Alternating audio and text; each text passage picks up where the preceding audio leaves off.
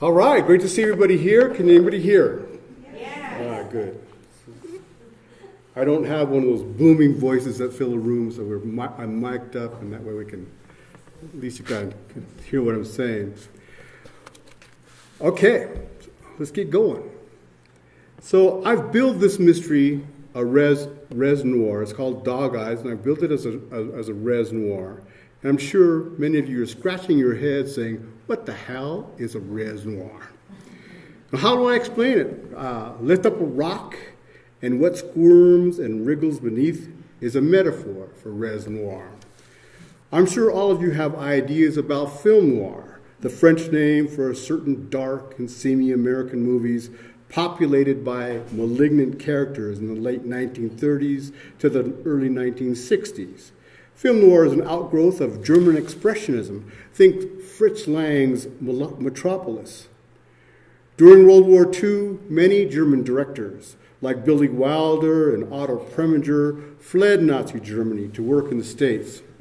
German directors and American writers combined to make noir films that took crime out of the parlor and placed it in gritty back alleys. When film transitioned from black and white to color, film noir did not die, but it did evolve into neo-noir. Color films with themes and shady characters, think Chinatown and LA Confidential. Rez-noir continues in that neo-noir vein, but as the name suggests, it deals mostly with reservation natives, although I'm sure you could find urban Indian stories to fit the category. Rez-noir isn't about the noble savage. It isn't rainbows, butterflies, and My Little Pony. It isn't sacred tobacco in the four directions. In the continuum from sacred to profane, Rez-noir is the profane. There was a recent TV series called Red Road that was Rez-noir. Many consider the TV series Longmire Rez-noir. My book, Dog Eyes, is Rez-noir. Dog Eyes is a story of one native man, Rodney True Fu, mostly Lusano, but part Chinese, mostly Indian traditionalist, but also a Taoist, trying to nail the chairman of the fictional San Ignacio Luiseño Indian Reservation in Southern California for embezzlement and murder. San Ignacio owns the profitable Two Sons Casino that the chairman and vice chairman have both been skimming profits from.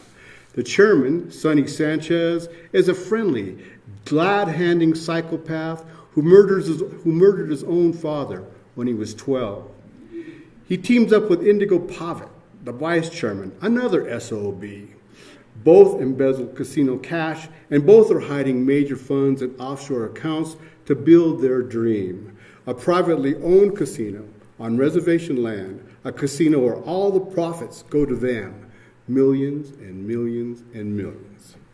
The story launches with the death of Squirmy, the vice chairman's son. Candy, his girlfriend, who is also True's niece. This is complicated, and I think I'm going to have to do a family tree with this book. There's a lot of characters, it does become complicated, but just try to follow.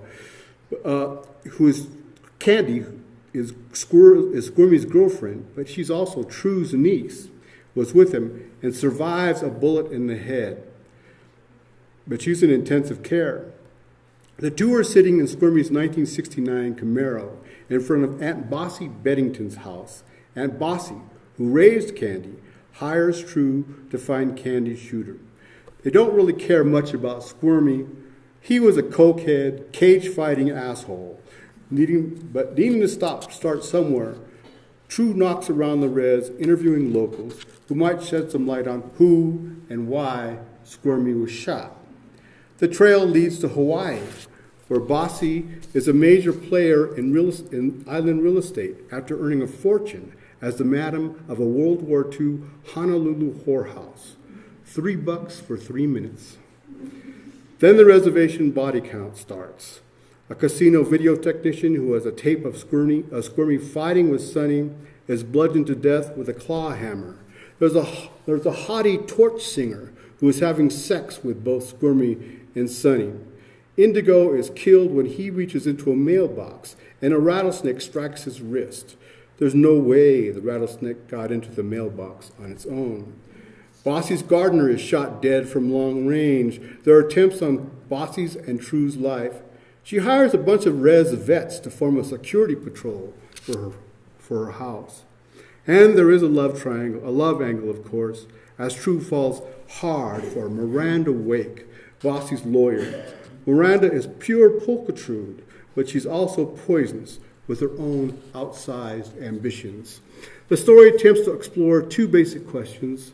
First, is it possible to be Indian and to be rich at the same time? I once had an elder say that to me. You can't be Indian and rich at the same time. And now more and more Indians are getting casino money. There's more and more Indians who have some money. And I'm just wondering we're just kind of trying to explore the effect that has on Indianness. And second, just how far will people go to reach their ambitions? Okay. Chapter 1, Dog Eyes. This is thirsty business. In the old days, we could have drank beer here, but I don't think that's good. The second I stepped through the front door, her 3 chihuahuas exploded from beneath a highboy to charge my boots. Teeth bared, snarling, snorting, snapping, so damn noisy and frenzied, I had to quash the impulse to punt one into the fireplace. He didn't actually kick it. I like dogs, but I like dogs with manners. These hellions respected no one, except maybe Aunt Kitty, and truth be told, they didn't respect her much either. Dogs and cats ran amok in her small adobe house on the San Ignacio Indian Reservation. She loved her precious pets, her cushion-chewing pooches, her piss-anywhere kitty cats, and no one but her could scold them. Love me, love my animals, she insisted. She didn't go so far as to call them fur babies, but you get the idea. Shut up, damn it, she hollered from the kitchen, but the dogs didn't obey. They seldom did. They scrambled after me, growling, eyes bulging, lunging at my cuffs, their unclipped toenails scuffling against the linoleum floor. When I neared Aunt Kitty in the kitchen, they quieted some. The kitchen was off limits, and they knew it. Aunt Kitty's one rule, no animals in the kitchen. Out, she said, stomping her foot. But they dawdled, scenting bacon in the air, and Soup Bone, my dog, on my jeans. Finally satisfied, they trotted away stiff-legged, ever the tough guys, flashing mad dog stares as they left. Morning, boy, Aunt Kitty said. You know where the coffee is. And I did. I grabbed a cup and poured from the electric percolator on the counter. It poured thick and strong. Aunt Kitty practically lived on Folgers and menthol Marlboros. She didn't skimp when she brewed a pot. She stood before her ancient wood propane stove in black Converse tennis shoes and a flowery house dress, tending slab bacon in a cast iron frying pan. She wore an apron. Nobody wore aprons anymore. And strands of silver hair strayed from an elastic tie that cinched her stubby ponytail. I pulled out a chair at her Formica kitchen table. Nowadays, people might call it retro, but to her, it was simply the table. It had been there since the 1940s, used daily, padding peeking through torn upholstery of a couple chairs.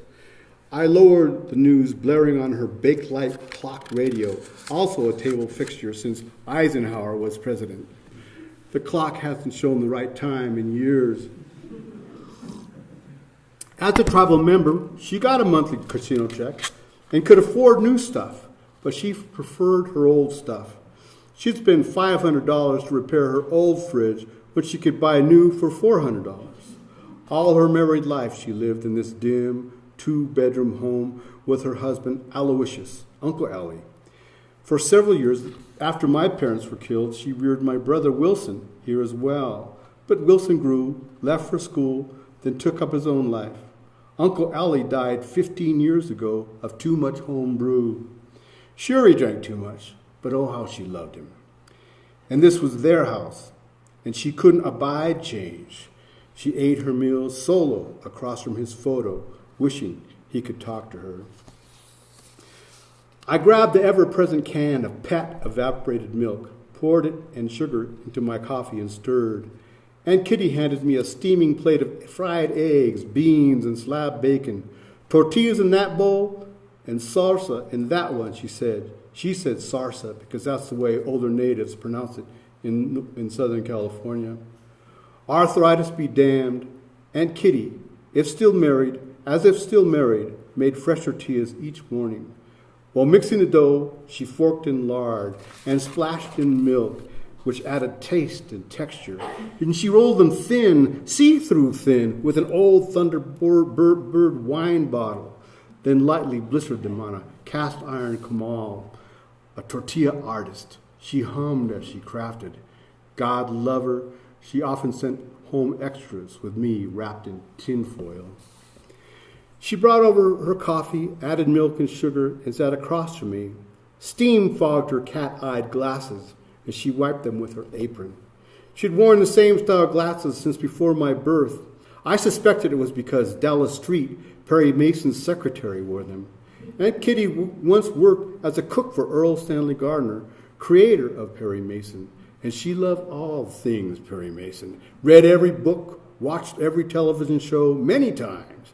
She didn't have cable, but she had TV and a DVD player to watch Perry Mason. And when she read other crime fiction, and especially liked film noir, but her devotion to Perry Mason approached legend. I was sinking my teeth in tortilla and with bacon and beans when she asked, "So how are you holding up since Jessica left?" I stopped chewing to look in her eyes. Behind her thick lenses, I detected an odd blend of concern and merriment. Always either consoling or cajoling, she seemed to take pleasure in bringing up my love life, or lack thereof. I told myself she just wants to see me happy, but sometimes I thought she unveiled a sadistic side.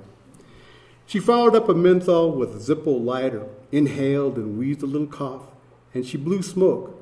I razzed her often about her smoking, but it's funny how some smokers go unravaged, while others die at 40 of lung cancer. Even at 84, she was surprisingly healthy and nimble. Part of her secret, she kept busy. Now that it was spring, she hoed weeds every day. Some joked she'd sit hoe in hand, waiting for a weed to dare poke its head. But she also took a morning shot of a special homemade tonic, concocted from medicinal herbs raised in her garden. I tasted it once. Yuck. She waited for my answer to her Jessica question. I shrugged. "I'm doing okay," I said. "So why did she leave?" I thought, come on, Aunt Kitty, do we have to? She was entering gloomy territory. She was prying into business that wasn't hers. But I guess we were too close for me to be too indignant. Still, well, I didn't spill. "I don't know, she just left." "True," she said, drawing out the syllable. "It's me, Aunt Kitty. My dad started calling me True when I was 3 or 4 years old. I guess I was born a habitual bullshitter. He'd counter my whoppers with, now, tell it true. The nickname stuck. She inhaled on her cigarette, her cheeks indenting, her leathery skin close to the bone. A small mole perched above her lips, and a couple of black hairs sprouted from it. When she talked, they waved hypnotically, like a conductor's wand. "I don't know. She just left," I said. Aunt Kitty sighed, exasperated. She just would not let go. "What did she say?" "She had to say something." Now I was the one to suck in air. I looked away, mumbled softly. "She called me sad boy." "Sad boy?" "Yeah, she said I was too sad for her. She needed distance because I was sad all the time, and I was bringing her down. She wants laughter, not sorrow." She squinted her eyes into a question mark, finished her cigarette, snuffed it in a copper-top ashtray with a bean-bag bottom. "Sad boy," she said, her eyebrows arched. Then her phone clanged loud, The dogs barked. She hurried into the living room to the small table next to the plaid couch that faced the fireplace. I knew the phone well. Rotary dial, black, heavy, the kind of phone used as a murder weapon in old movies. I could hear her muffled voice, but couldn't make out what she said. When she returned, her jaw had slackened, her eyes vacant, all traces of merriment replaced by concern and dismay. What? I asked. Unfucking believable, she said. Aunt Kitty rarely cussed. So tell me, this seems impossible. Come on, tell me. Last night, in Bossie's driveway, Indigo's boy Squirmy was shot and killed, and Candy was shot in the head too. Candy? Yes, our niece, Candy. She's alive, but in intensive care with a bullet in her brain. Bossie was at the hospital all night with her. My heart sank. Candy was my sister Amber's daughter, a sweetheart. I surfed with Candy now and then. Aunt Kitty barked. You need to go. Ándale pues, your Aunt Bossie is asking for you. She's home from the hospital, waiting. Yellow crime tape cordoned off a vintage Camaro parked in the circular drive in front of Aunt Bossie's sprawling house.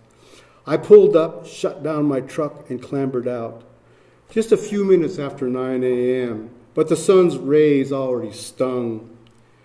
Crows roughhoused overhead, songbirds warbled bubblegum tunes like nothing was wrong. My ropers crunched in pea gravel as I approached the taped-off car. It was a 1969 Z28 with rear spoiler, lustrous gray with black racing stripes, restored to a better-than-showroom condition. Morning sun jitterbugged in the deep wax finish, but dried blood, the color of carmine, splattered a Pollock painting inside the windshield. More blood clotted the black leather seats, the simulated wood dash, the floor Hurst shifter. Even several feet from the car, I recoiled at the residual stench. Maybe my imagination made it worse, but the car stank of carnage, thick and sour. The Squirry must have shit on himself when he got shot, because I could smell that as well. I swallowed against a wet heave. My gut somersaulted. Saliva pooled at the back of my throat. Even blood unhinges me. I looked away from the blood, focusing my watery vision on the nearby xeriscape, Southern California natives, cholla, prickly pear cactus, lilac, white sage, wave, green agave, and more, planted in a sandy bed rimmed by river rock on the other side of the car. My eyes sought an antidote to violence. An iridescent green hummingbird sucked nectar from the yellow trumpet flower of a wild tobacco tree. A blue-bellied lizard posed yoga-like on a river rock. Someone, probably a gardener, raked parallel designs with Zen precision into the white sand. And it was nice, but the car reeked, and I needed to get away. Still swallowing saliva, I toddled onto the tin-covered porch to ring the doorbell inset into the eye of a ceramic tile roadrunner. Footsteps sounded on the other side of the heavy door, and Rosa, the housekeeper, a chunky Mexican woman in mom jeans and a white blouse, swung the door open. She smiled, but not with good cheer. Come in, Mr. Roddy, she said. I stepped into the tiled entry. I noticed the deer antlers on the entry wall were missing the old Winchester lever action that usually rested in the antler tines. I followed her into the expansive living room of antique mahogany furniture, like you might see in an English manor. Floor to ceiling glass ran the entire length of the back wall, making the tropical outdoor garden appear indoors. The adobe house rambled in angles like an 1850s California hacienda, forming a square around a courtyard, boisterous with plants. A faint odor of smoke from the river rock fireplace hovered, along with a tang of lemon furniture polish. Rosa led me to my bedraggled Aunt Bossie, seated at her round dining room table.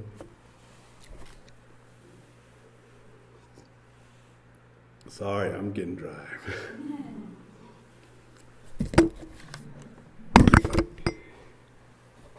Aunt Bessie Beddington, everyone called her Bossie, sat sipping tea from a china blue cup, eating English muffins smeared with lime marmalade. She sat tall, nearly 6 feet, square-shouldered and straight-backed. Her pewter hair, usually seamlessly brushed into a bun, was disheveled. She wore a turquoise terry cloth robe and matching slippers. She had to be in her mid-80s, but still painted her fingernails bright red. "Come in, True," she said over her teacup. Have some tea. A high-backed wooden chair scraped against gleaming terracotta tile when I pulled it out to sit. "Do you think I might have a glass of water first?" Bitterness lingered at my throat from the close call I had to tossing my breakfast. "Rosa?" Aunt Bessie asked. Rosa went into the stainless steel and granite-topped kitchen and reached on tiptoes for a glass from the lowest shelf. She filled the glass from the refrigerator door, walked it over to me. I chuckled. It was a Disneyland glass of sleeping beauty, maybe a souvenir from Candy's youth. As I drank, Rosa poured tea from an English bone china teapot, so old it would have had Antiques Roadshow appraisers visiting with their bow ties. "Thanks for coming so quickly," Aunt Bessie said. I sipped tea from a formal porcelain cup and detected smoky lapsang souchong. Most Indian people didn't drink fancy tea from fancy cups. Coffee in the morning, but seldom tea, and seldom anything fancier than Lipton's. "Lapsang souchong," I said. "What?" "Oh, yeah," she said, distractedly nibbling at her colorless lip. "Well, we certainly got troubles," she said. First, what's the latest on Candy?" "It's difficult to say. Doctors think she will live, but long-term brain damage is pretty tough to assess at this point. She's still unstable, too unstable to operate. We have to play a waiting game for now." "So what the hell happened?" "Well, Screaming was shot and killed, and Candy was almost killed in that car out front last night," she said, her face holding it all in. She enunciated each word with exaggerated clarity. Her face sagged with exhaustion and worry, her facial flesh lower than gravity and age would account for. With no warning, Pele, her macaw, screeched at full volume and flapped its wing, hopping from one branch of the dry tree in its cage to another. Aunt Bossie's eyes flicked in the bird's direction, but paid little heed to its antics. The squawk, loud enough to alarm a jungle monkey, jolted me. I spilled tea on my jeans. Stark sunlight boiled through the sliding glass door, dumping harsh shadows into the creases of her skin and showing just how bloodshot her tired gray eyes were. She inherited gray eyes from her English father. Her mother was Lusania from here. In fact, her mother and my grandmother were related, which made Bessie my relation. But her father, Philip, was the son of an English nobleman who immigrated here in the 1880s and built a big house nearby. Bessie grew up with more wealth than most. As a little girl, she had tea parties with real china. "I didn't much like that squirmy boy, but death in your front yard," Aunt Bessie said, shaking her head. "And Candy, so close to death. You know she's like my own daughter. I'm at a loss, True. And there's more. Not 5 minutes ago, my attorney Miranda called to say forensics found Butch's fingerprints on the gun. He could be charged with homicide." Most women would have talked themselves into tears at this point, but not Aunt Bessie. Her shoulders remained square, her bearing erect. "Wait, hold on. Butch? What the heck does Butch have to do with this?" Rat toenails of a Jack Russell Terrier clicked on the floor tile as the dog pranced into the kitchen. It stopped at Aunt Bossie's feet and stared up at her, its stub of a tail wagging. "Yes, Jane," Aunt Bessie said, patting her lap, and the dog sprang up. She absent-mindedly petted Jane Russell as the dog, oblivious to worry, or maybe because of them, snuggled in. Butch got into an argument with his girlfriend and left the house angry. Word is he was drinking up at the Overlook, but he came home around 2 a.m. The cops were here and saw him coming up the road. He tried turning around to make a quiet getaway, but they went after him. It wasn't a high-speed chase or anything, but he was way over the legal alcohol limit. So they arrested him for DUI. Took him to Southwest. He's locked up there right now, she said. Now he may be arrested for shooting Squirmy, but he didn't do it, True. Of course he didn't do it. He's why I need you to investigate the situation and free him of suspicion. Sounds to me like you need a lawyer more than an investigator, I said. As I said, I have a lawyer, Miranda Wake, and you'll be working with her. She's my regular attorney, and she's a good one, but I'm not sure how experienced she is in criminal investigation. As a former newspaperman, you have some investigative experience, and you know the locals. And this is an Indian versus Indian shooting. You know how the cops are. They ain't going to do much to exonerate Butch. But Auntie, I'm not a licensed investigator, and I was a photographer, not an investigative reporter. You know I want to help, but I really don't know how to investigate. We've got to try. I'm counting on two things, True. First, I can pay you well. And second, he's your nephew, your flesh and blood, and I know you'll do your best. We can't stand by and allow him to be railroaded by shoddy police work.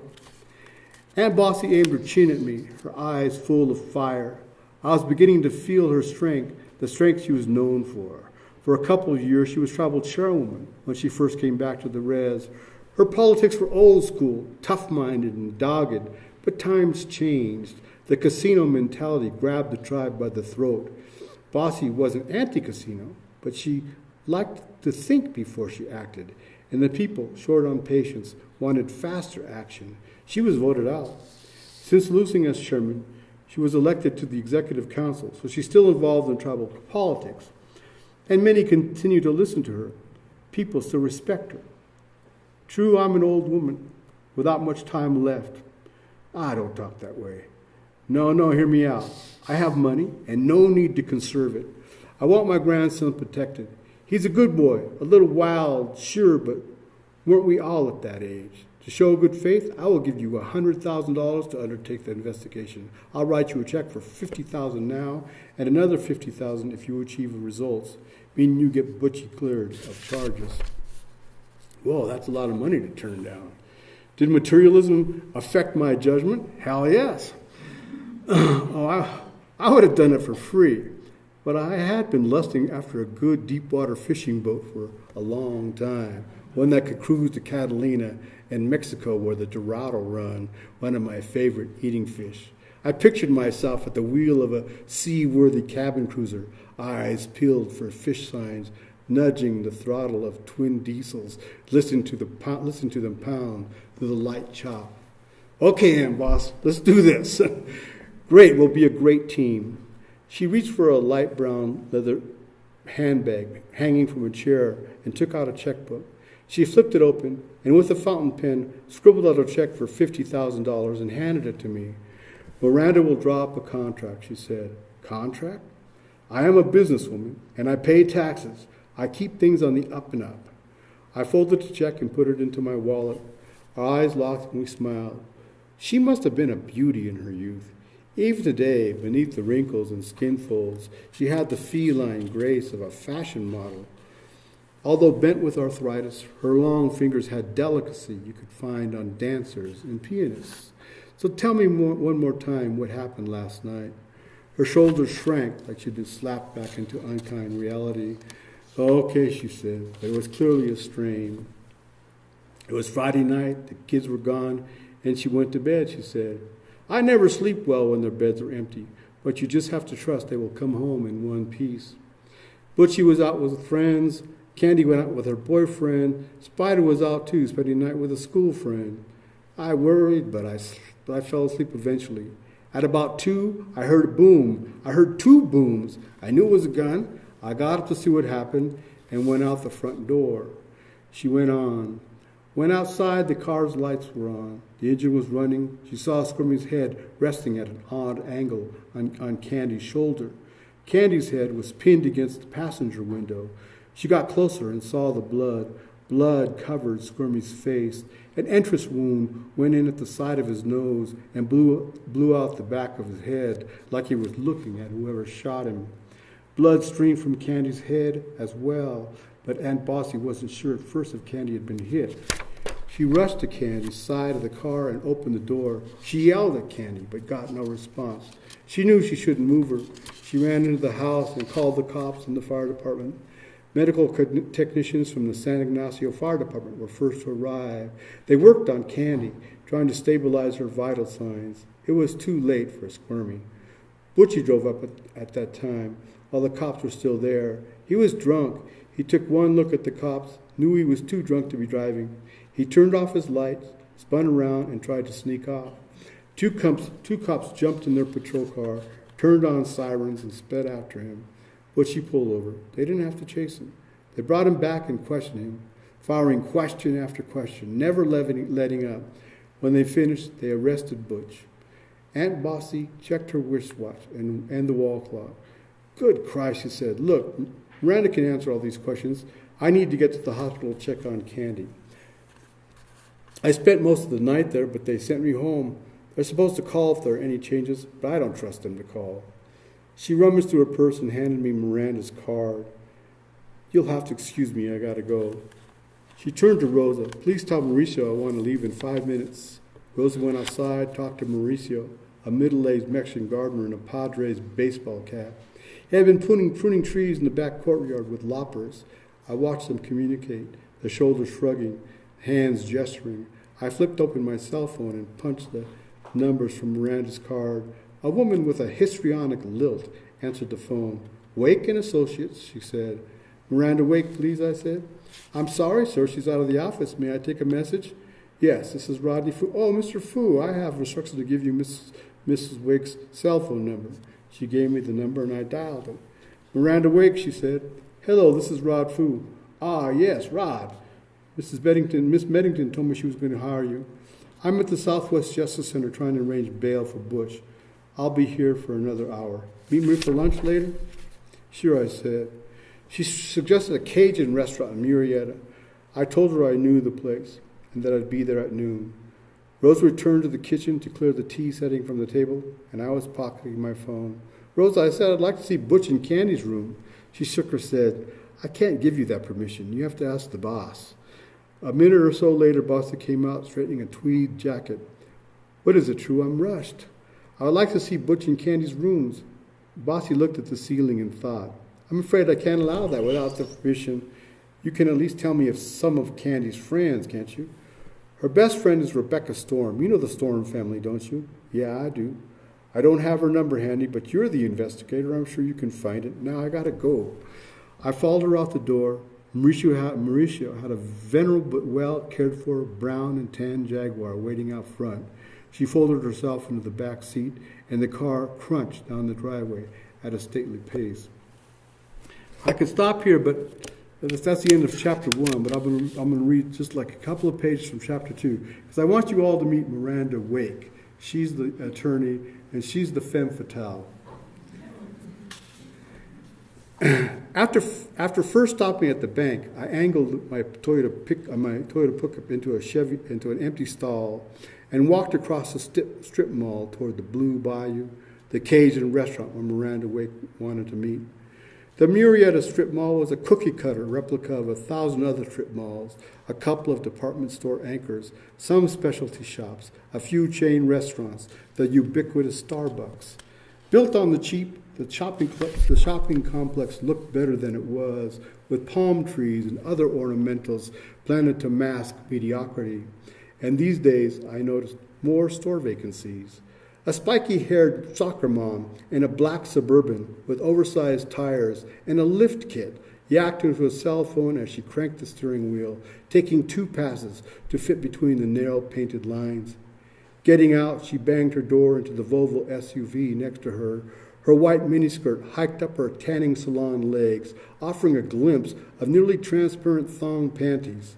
When she ended her conversation, she slipped her phone into a Betty Boop purse, then lowered herself onto the pavement, pulling down her skirt an inch to cover her butt cheeks. I wasn't complaining, mind you. In the Blue Bayou's bustling outdoor patio, potted palm shaded wrought iron tables, each with its own red and blue Campari umbrella.